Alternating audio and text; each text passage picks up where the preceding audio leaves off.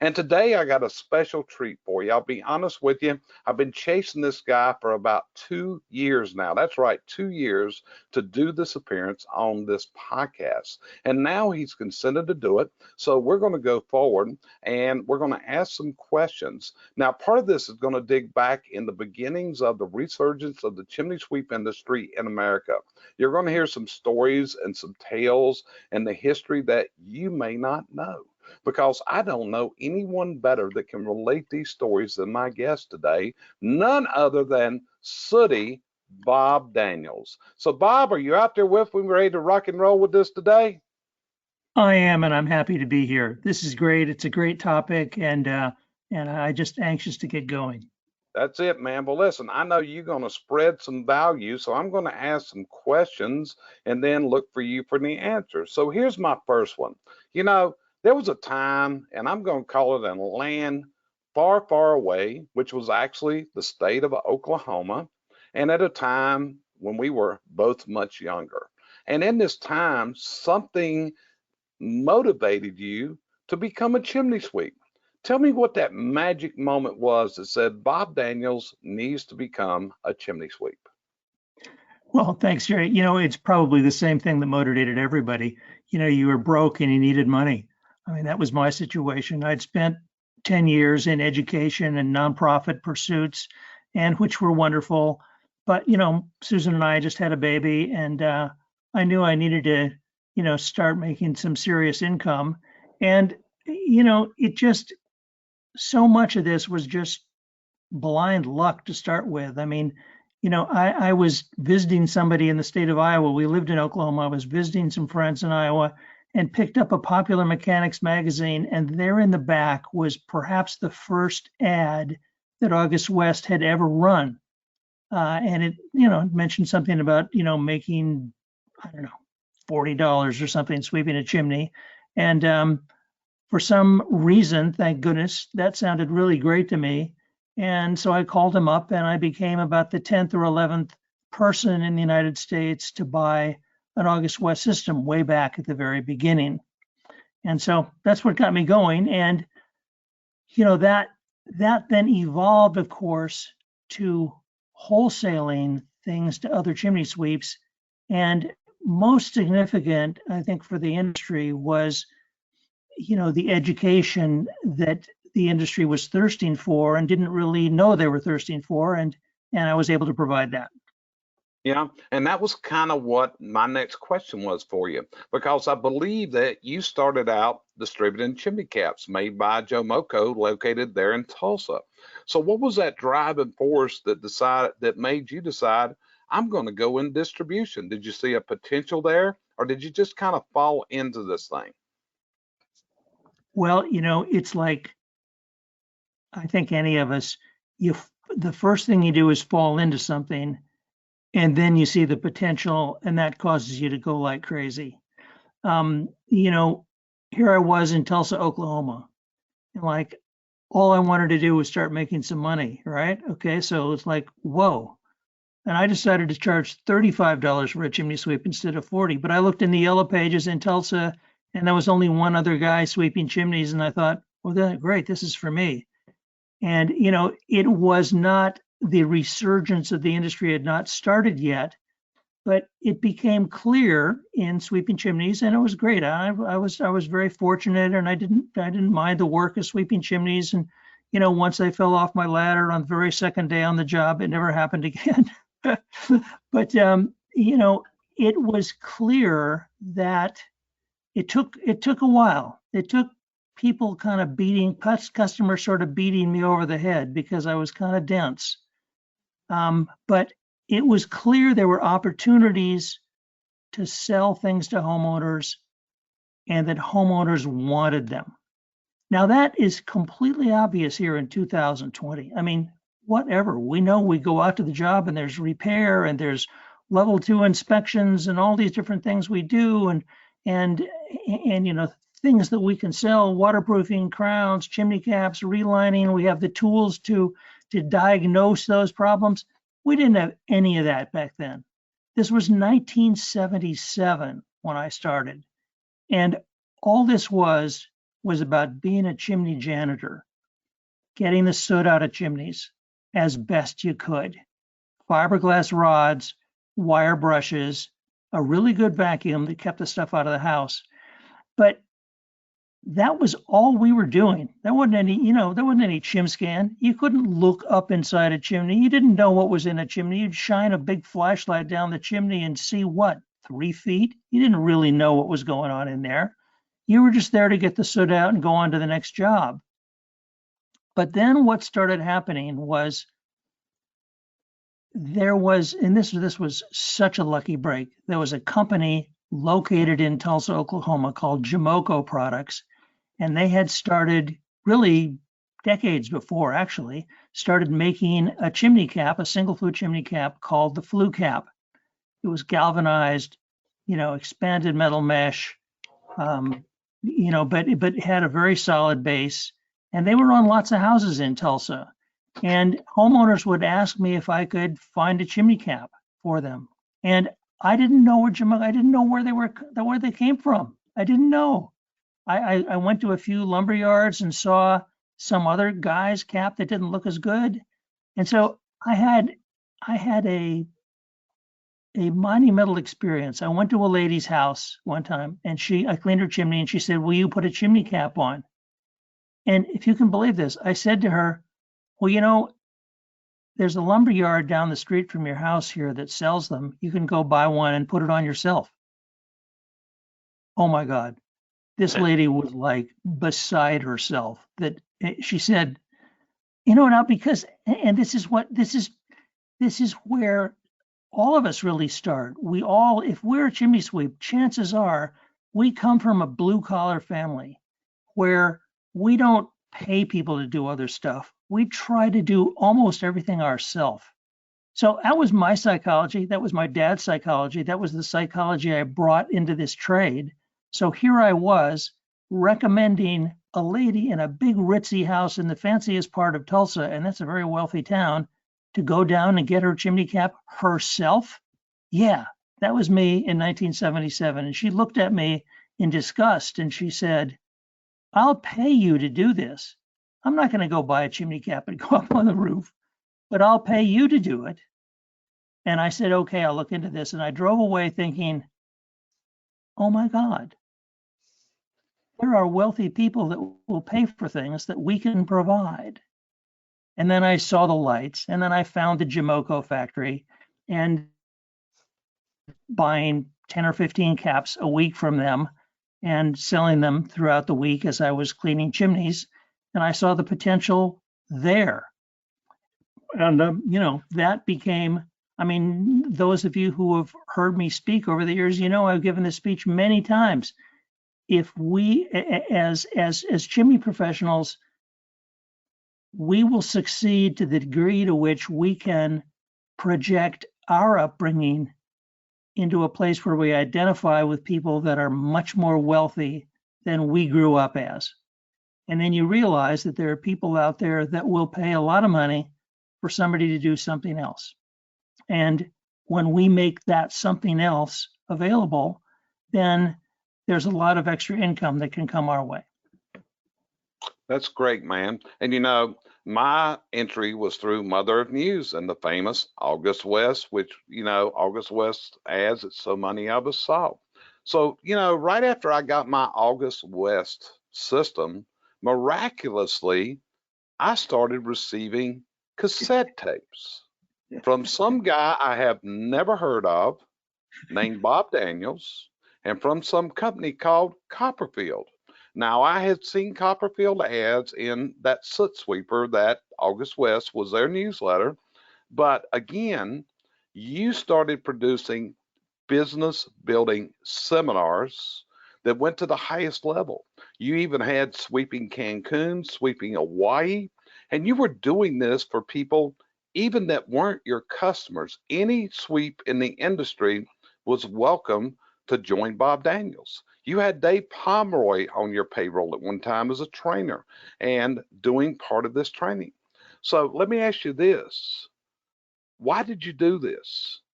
Why did you decide that sharing business building tips what you described to me yourself as the Bob Daniels Dog and Pony Show when we had lunch a year or two ago. But what made you to do this, which was so phenomenal and helped so many people? Because, Bob, I wasn't your customer, but I became your customer. Well, that says it all right there. But let me back up and interject how the transition happened. And that's a great question. I want to get to that, but I want to fill in the gap between how did I get from being this guy driving around in a 54 Chevy panel truck sweeping chimneys to a wholesaler serving all the chimney sweeps across America, or anyone that was, that found our product line attractive. So what happened was this.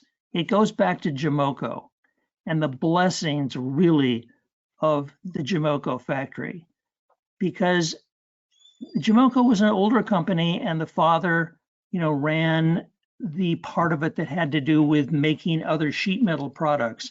And it was the son, who was really just about my age, a little bit older, who was making the chimney caps. And he saw a huge amount of potential with chimney caps. And he said one day, this was the day before Labor Day in 1978, he took me into his office and he said, gee, this Mother Earth News article has come out. Remember, this is a long time ago still, 1978. He said, I need somebody that can wholesale our chimney caps to the sweeping industry. And I'm sitting there thinking to myself, what does he mean? Because what do you mean wholesale? So I said to him, Joe, you mean when I buy 15 caps, I'm not getting the better price, the best price? And he laughed and he said, oh, of course, you're getting a big discount at 15 caps. But when you buy 50 and 100 and 200, you get a bigger discount. And so you would then sell that to chimney professionals, and your profit would be the difference between what you paid and what the wholesale price that I charge you out the back door. So that's just the understanding of wholesaling.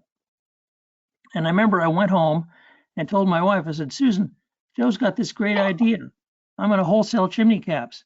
And she kind of looked at me, in her kind of very always 3 steps ahead of me way and said, well, you don't need to stop with chimney caps. You can wholesale anything. Brushes you use, the dampers you sell, chimney deodorant, stovepipe, anything that comes along. And so that's how Copperfield Chimney Supply was born. And then there was this trip to the bank where I convinced the banker that Joe was going to buy these things back if they didn't sell. And then that guy got me a loan. And so then I filled up my garage with chimney caps. I made friends with the guys at Black Magic, who was the other large guy putting chimney sweeps in business. And he either gave me or sold me his mailing list. And then with time, August West started giving me their mailing list too, as guys went into business. So what year was it, Jerry, that you started? I started in 82. Okay, so yes, so you might have, so maybe they were giving me the names at that point, possibly, or else you had, sent in a request for a catalog. But, our goal was to, well, backing up, it became really, really clear that it wasn't just selling chimney caps. It was teaching chimney sweeps to sell chimney caps so that they would want to buy more. That was all there is to it. So the motivation was just make as good a business as possible out of this. And, it didn't do any good for a guy to buy 24 chimney caps and have them sitting in their garage. But if I could do a workshop telling them such things as, oh, be sure and put the cap in their hands. Customers love it. They desire it after they touch it. That's one thing. You can sell customers a cap as a sample and then ask them to pay you in a month and tell them you'll come and get it if they don't like it. Well, they always like it. So, there were things that I taught chimney professionals to do that helped them sell. And then so pretty soon it was like, wow, Bob, these ideas really work. This is great. I'm making all kinds of extra money selling caps. And then after that, it was replacement dampers, and then it was stainless steel relining pipe, and along the way, it was brushes. Well, this was back in the day when it was all wire brushes. I remember when flat wire brushes came along; they were like a big breakthrough. Yep. And you know, so that's what did it. It was natural to me to get in front of a group of people and talk. I had done that in some educational settings before, so that wasn't uncomfortable to me. And somehow, when I got in front of these big audiences and started, teaching folks to sell things, I had the joy of teaching chimney professionals to be more successful. And yeah, the side effect was that Copperfield's business grew as a result. So that, in a million details, is what created the Copperfield chimney supply. So have you ever thanked Joe for that business Oh, yeah. advice some years ago? Of course, profusely. I think sometime in the 90s, I gave him an award at a big get together called the Founders Award or something. Yeah. Yeah. Yeah. So, Bob, you were so innovative. And somewhere back in those late 70s, you made a major public relations coup, I'm going to call it, because somehow you were able to secure an appearance on a late night television show. I believe it was on NBC, called The Tom Snyder Show. And you went on the Tom Snyder Show and you were dressed with top hat and tails, and you had your vac with you, and you actually showed them how a chimney is swept. In fact, you can find this on YouTube videos today. So how did you manage that coup of public relations where you were broadcast across the world on NBC late night television? Yeah, well, that's a fun story. Let me rearrange the timeline to make it correct. So I bought my August West system in July of 77. The Mother Earth News article came out in either late 77. The first one came out in late 77 or early 78. And August West went from this tiny little company trying to sell an August West system every month to a Bob Daniels kind of a guy, to all of a sudden they had orders for hundreds or thousands of them. And they were like, oh my gosh, there's real potential here. And there was potential, because in 1983, 1985, when all this was taking off, remember, America was entering manufacturing jobs, were all fleeing the country. There were many, many unemployed factory workers looking for something to do. So August West Systems was running ads everywhere. It wasn't just teeny ads like I saw in the back of Popular Mechanics. They were running full-page ads in Field and Stream, in Mother Earth News, in Scientific American. I don't know if it was ever in Scientific American, but they were running ads everywhere, and they'd become a fairly big business. And they had a public relations agent. And along the way, Sweeping Chimneys, I would call up the founder of August West, and I became friends with him. And so he and their public relations agent decided to, get some TV station appearances, and they asked me if I'd go do them. And so I didn't set them up, and I didn't even have my wholesale company at that point.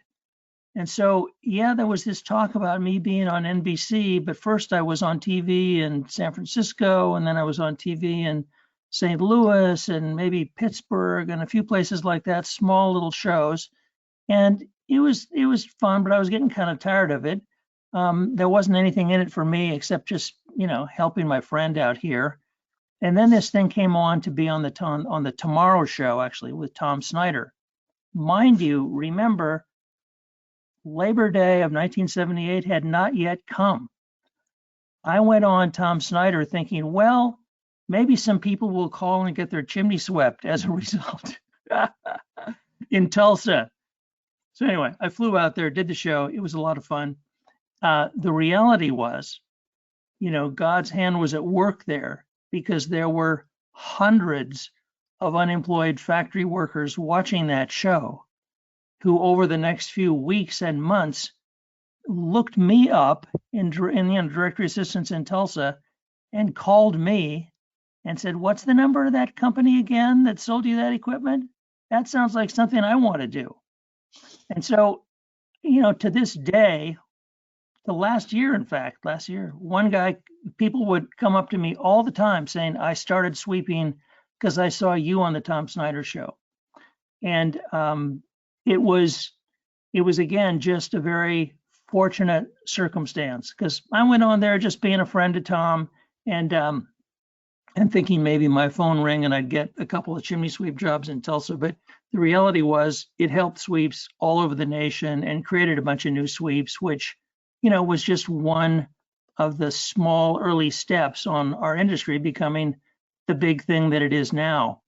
And if I can just blab on this topic, those of you who are listening, you see this history.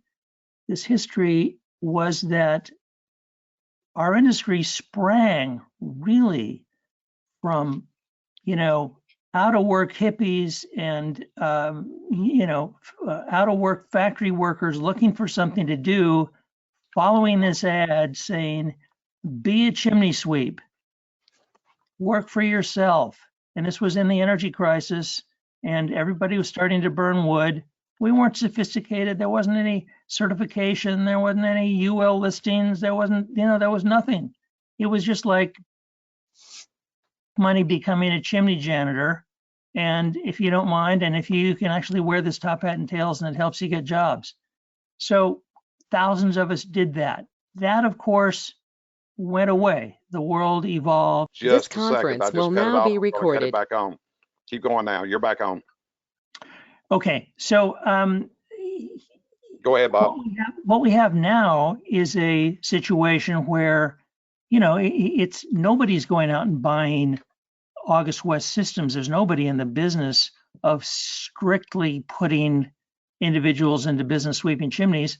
People go to work for a chimney sweep company, they learn the trade, and they go off on their own. That's generally how it happens now.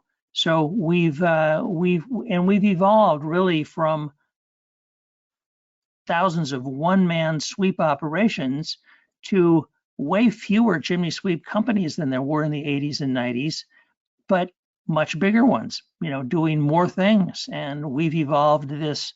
I'm not at all one of these things were better in the good old days. No, they weren't better in the good old days. We have so much equipment and so many things, and so much more safety can be brought to chimneys, and beauty can be brought to chimneys, and all these things we didn't have. There wasn't any waterproofing. There weren't any multi-flue chimney caps. There was just, guys with a brush and some poles and maybe a 13 by 13 Jamoco chimney cap kicking around in their truck. And it's completely evolved since, 1978 to what we have now, which is, a major business providing huge amounts of safety for people and a really good living too for people. That's so it's I never saw it getting this big, but I saw it getting bigger than it was really. And it's just been thrilling to see it watch. So the Tom Snyder thing was a move by August West, and it was great to be on that show. Of course, going to NBC, that whole thing is the whole of the story, but yeah, it was fun. Well, when you were talking, it brought a couple thoughts to mind, Bob. One was, according to Tom Risch, he estimates that he sold 12,000 August West systems was he was the owner, and with an average cost of between $1,400 and probably $1,700 to maybe $1,900 if we knew the average cost. It is a lot of money that was sold in chimney sweep backs. And as you talked about what people thought about it, made me think back to a dear departed friend of both ours by the name of Roger Sharon. And Roger one time talked about when Elmer's Pipe had done a survey of their customers of what their impression of a chimney sweep was. And the following was what Roger said their data showed, that a chimney sweep was an individual that came to your home, usually needed a shave, had a vehicle with at least one fender that didn't match the rest of the vehicle, and smoked a cigarette of questionable origin. Okay. So just thought I would throw that in because definitely it is a different time today because many of us were children of the 60s and we know what that means as far as the way we were raised. But Bob, as you went in and running Copperfield, you were a marketing genius in a lot of ways, but you also so innovative, not just in marketing, but in product development. As I look back over every time I got those business building tips, you were also rolling out new products, rectangular pipe, different things that you came out with, different cleaning tools, new marketing methods. It was just, and this was why when those tapes came out twice a year, came out on a cassette tape. And in those days, we had cassette players, and that's how so many of us learned. So, how did you become this innovative person with all these innovative ideas that you had, Bob? Jerry, first of all, thanks for the compliment, and thanks to every chimney professionals that's listening. That whether you're brand new or whether you've been in it since 1979, it's a wonderful industry. There is a feeling, almost just a sort of a genetic. It's kind of like, you go to a football game and you're all rooting for the same team. When you go to a trade show with chimney professionals, there's that same kind of feeling that everybody's on the same page. Everybody does the same work. There's something that attracted us to this. When you think of the number of the millions and millions of people who the last thing they would think of doing is sweeping a chimney, for God's sakes, and that you have the rest of us in the industry, they were like, oh yeah, I can do that. Getting dirty, so that's good. Going on the roof, oh yeah, that sounds cool. So it's a wonderful thing that where we've come. It was just natural to me. Yes, we developed a lot of innovative products. Stainless steel chimney caps. That was a cool one. But there were other innovators too that came along and had bigger innovations. The biggest innovation of all was the ChimScan, for God's sakes. The biggest, being able to look down inside the chimney, Tom Urban and the ChimScan, to look down inside the chimney, diagnose problems that would lead to chimney repairs and relining. Relining hadn't even been thought of back in the day. And then others like Fred Schukel, who invented flexible relining pipe. If you can remember, if you can just picture, if all you had to reline a chimney were rigid pieces of pipe, and you went out to Mrs. Smith's house and that chimney had a big bend, how would you do it? We used to give workshops on how you would bash a hole in the bricks, set an elbow, go down a little ways, bash another hole, and then go and brick it back up to do the whole thing with rigid. So flexible relining pipe completely changed that. So that was a really, really good thing. And then, the other big innovation, well, there've been so many, my God, so many. And I guess the point is that it was easy for me to make those tapes because other people were coming out with great innovations. Yeah, we had a few ourselves and they're good and I'm proud of them. But, Pete Luter inventing the row clean and the whole thing of a chain flying around inside the chimney and actually getting rid of the 3rd-degree creosote without breaking all the flues was a great innovation that he developed, which led to today's sweeping of, everybody uses some kind of rotary device to clean inside the chimney. You'd be laughed off the street if you had just nothing but rods and wire brushes today. Oh, I hope I didn't insult anybody, but that was all we had for a million years. So it was easy. It just seemed really, really easy, and I was very comfortable making those cassette tapes.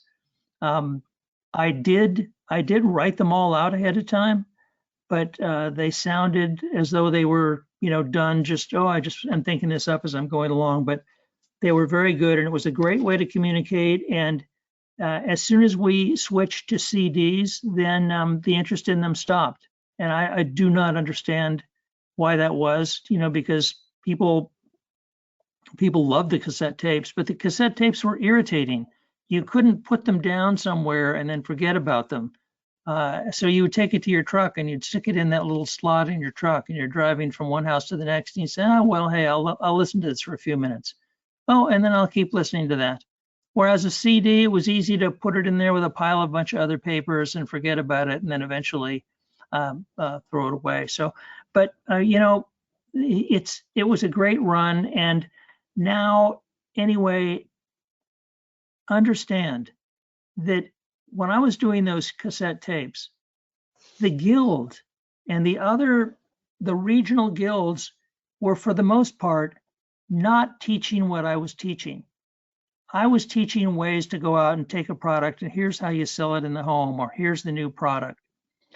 For probably the first 15 or 20 years, our industry, that the trade shows were almost exclusively how to do something technical, hands-on.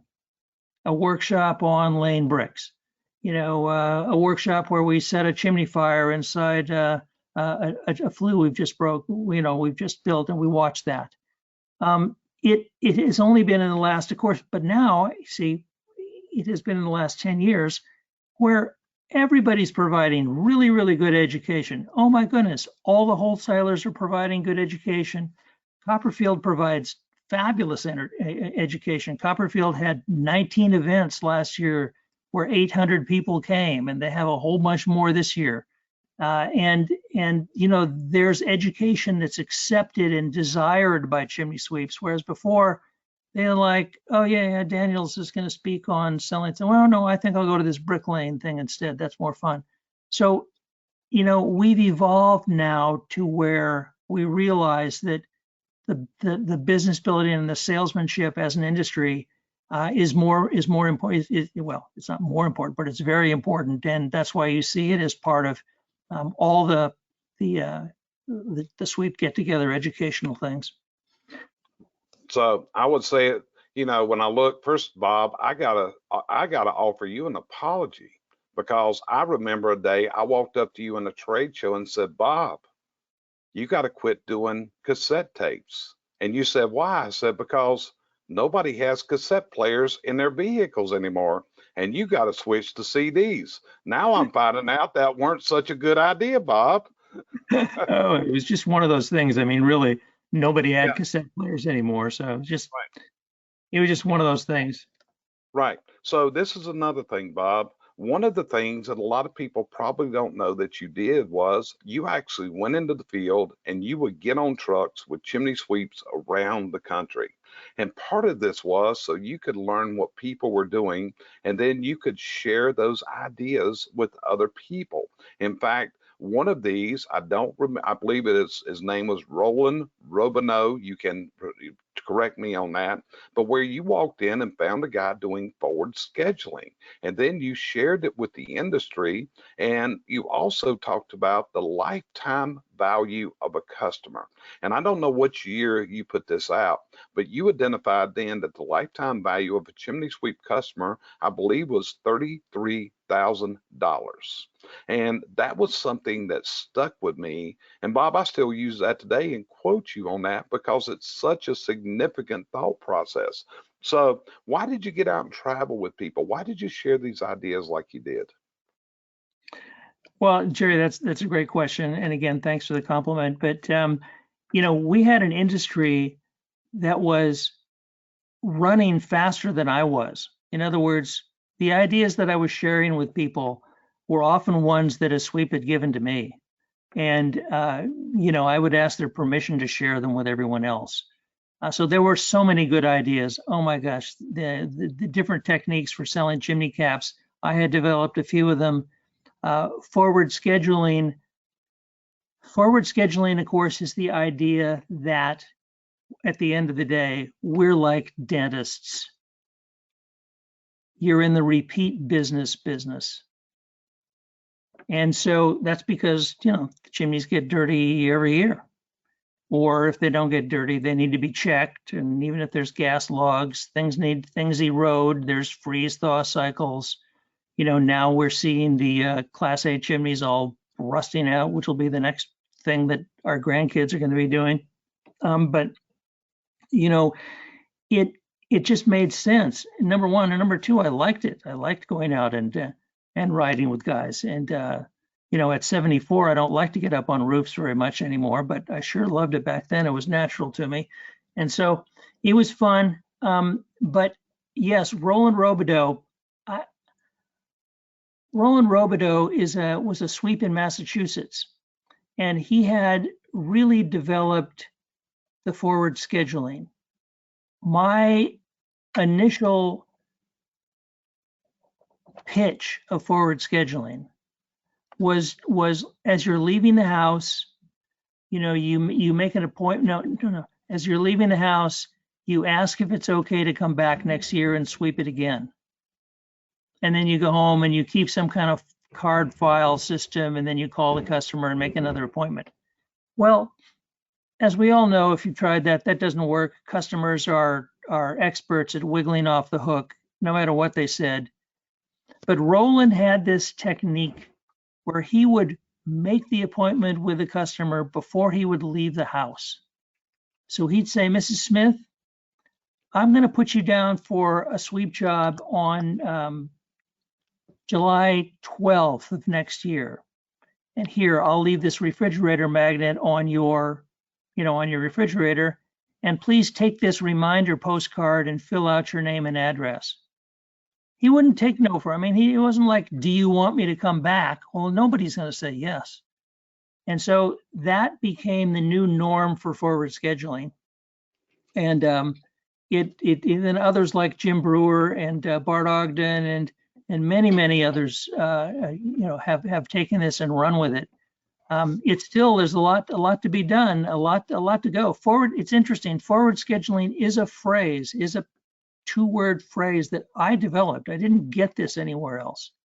But if you Google forward scheduling, you'll find that phrase is used throughout the veterinary industry right now. You take your cat in for a shot, they make an appointment with you to come back in a year. You take your dog in to have, his, I don't know, whatever, tonsils out or something, I don't know. They'll make an appointment for you to come back. The idea that you don't want to turn this into a customer for life, or you let that slip away, is crazy. I have a quote here from a guy that's been doing forward scheduling for a long time. He says, all of our technicians have a fully booked schedule, mostly regular customers. Almost all our customers are keeping their forward scheduling appointments. I almost feel guilty that we are ahead of last year in revenues and profits. And this is here in the middle of the COVID thing. But it's something you have to set up and do.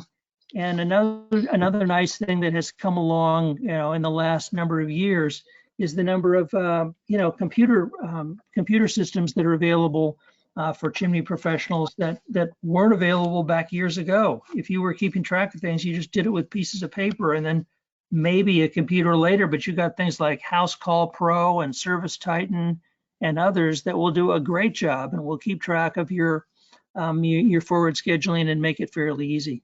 So yeah, it just keeps moving. You left the industry for a few years, Bob. It came that day you decided it was time to sell Copperfield, which you did. You never went completely away. You still actually made an appearance at a convention or two, actually spoke at one and talked about the most significant innovations and some of the history. And that's one of the reasons I wanted you on here today. But here's the thing, you've been gone, now you're back. When Copperfield was purchased by Olympia and they have made the changes they brought you back to the industry, which I think the industry owes Olympia a debt of gratitude because your insight and your advice is that valuable. But as you look at this, what do you see different in this industry today than you saw when you left it? And you've already mentioned some of this, but what's some of the most significant changes that you see in this industry from the day that you sold your distribution business? Well, thanks. Great question. And yes, let me back up and thank Will Kozlansky, the founder of Olympia, and the whole Olympia crew, because when Home Depot, they had bought the company that had bought Copperfield from me. from Interline Brands, and they decided to. So they had bought Interline Brands, and they decided to sell Copperfield. And Olympia came along and said, "Great, let's do this." And Will and I had been talking throughout the years, and so I was thrilled to come back and play sort of an educational role as I'm doing now. Those of you, I'm sure everybody's on the Olympia mailing list, get words from Sooty Bob for me now. And there are videotapes that we will be using more of. And so, yeah, it's great to be back in the industry. But, getting to your question, the main thing, and again, it's so crazy to go clear back to the beginning and look at how something was at one time and how it is now.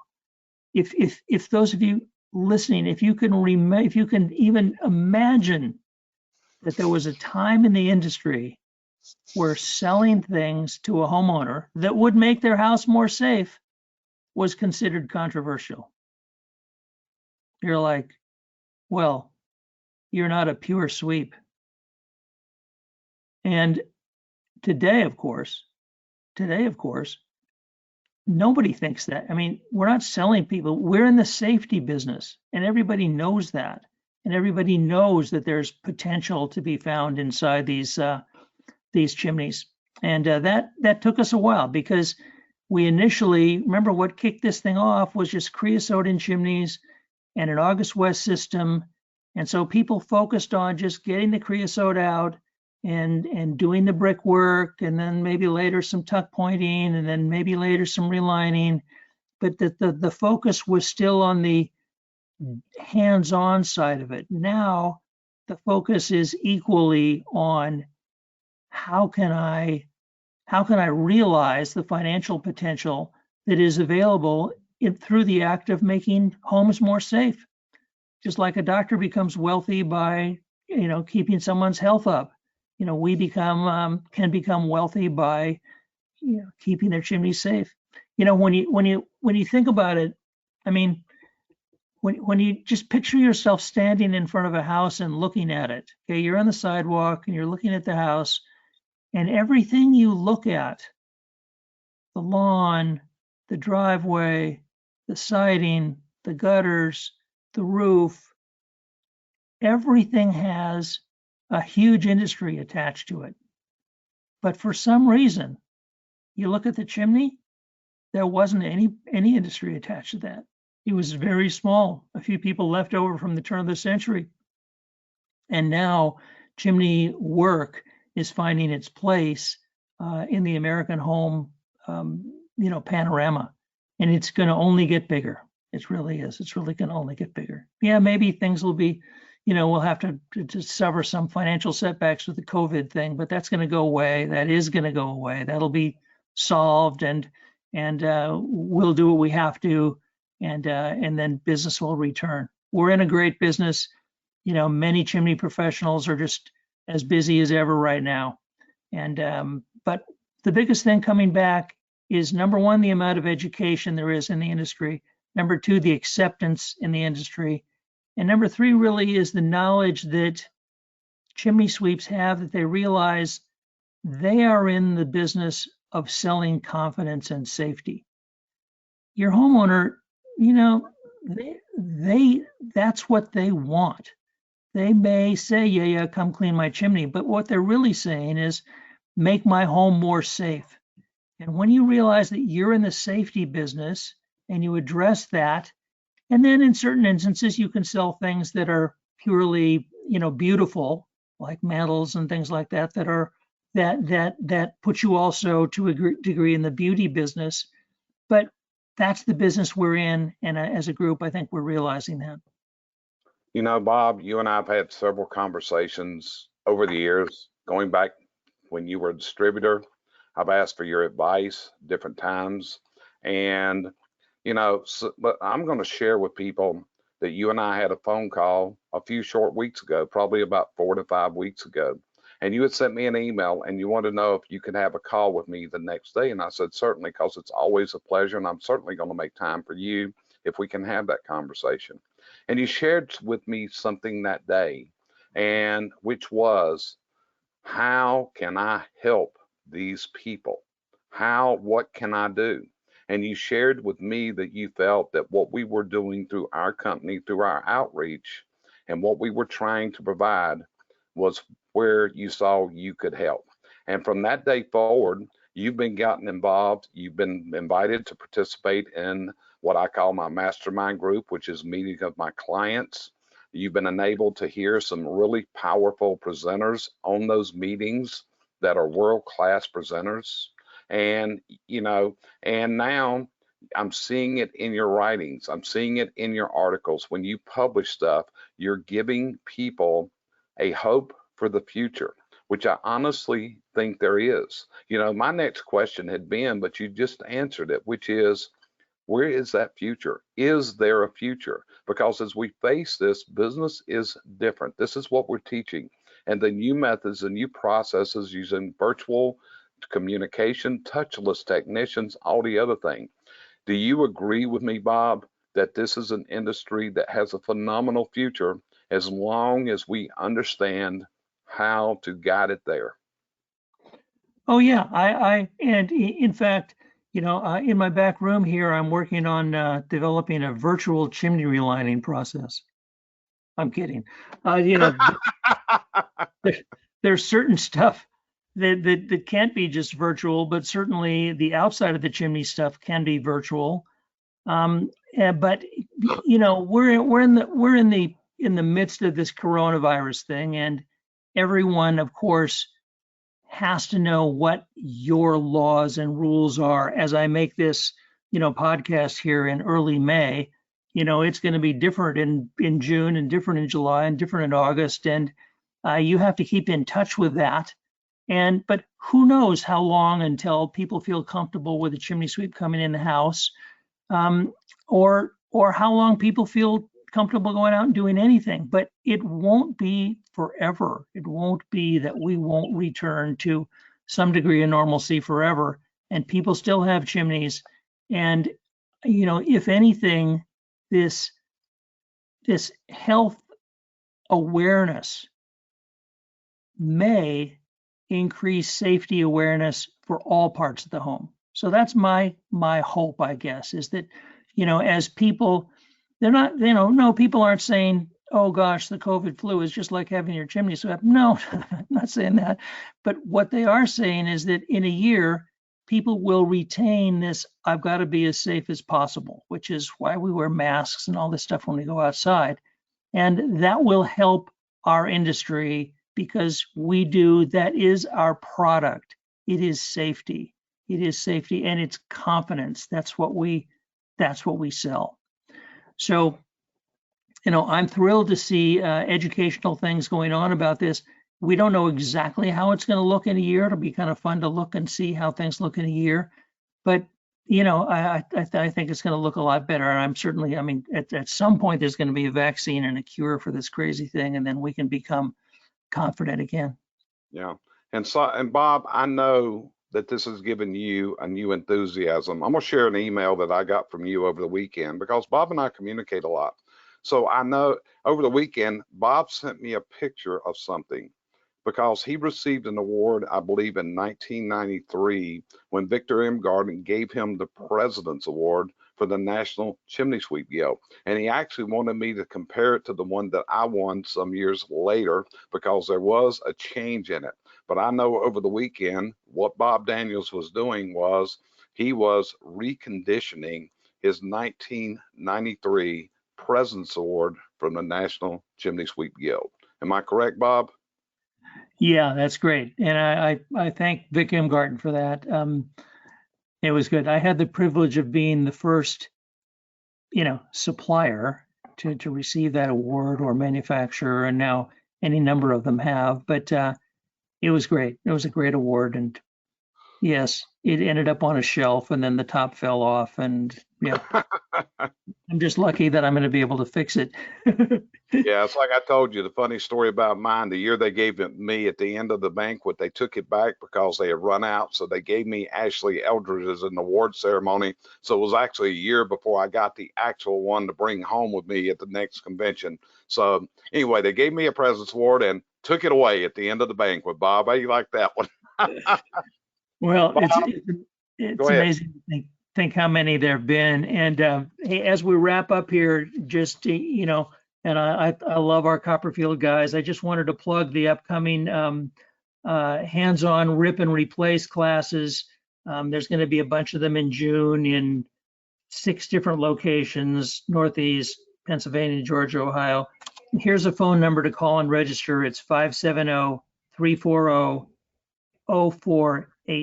570-340-0482. And you can always email me at sootybob@copperfield.com. Yeah. Well, Bob, I really appreciate you being on here today. I really appreciate you sharing the stories that you've shared today, because this is the history of an industry that's proud. We have a time-honored tradition. We've had our ups, we've had our downs, we've had our disagreements, but at the same time, we're a group of people united in a mission to go to a much higher level. So, my friend, I appreciate you joining me on this call today, and I hope we can do some more stuff together. How's that sound? Sounds great. Thanks, Jerry. Okay.